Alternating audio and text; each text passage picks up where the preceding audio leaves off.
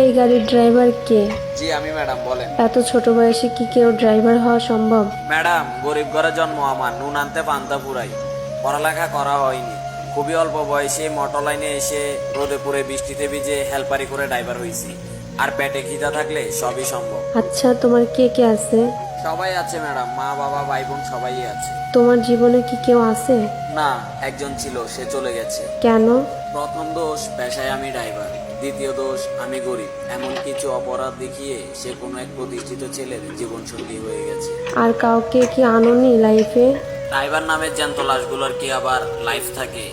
পরিবারের মুখে হাসি আর ওই বেইমান নারী দেওয়া আঘাত সব মিলিয়ে এখনো যে বেঁচে আছি, এটাই তো অনেক। যাই হোক, আপনি কি, আপনি এত প্রশ্ন করতেছেন কেন? কেউ না, তবে কেউ হতে চাই, যদি একটু সুযোগ দেন। ড্রাইভারদের কষ্টের কথা শুনে হয়তোবা মায়া লাগতে পারে, কিন্তু কেউ কখনো তাদেরকে মন থেকে ভালোবাসতে পারে না। আমি বাসবো। এইটা আবেগ ম্যাডাম।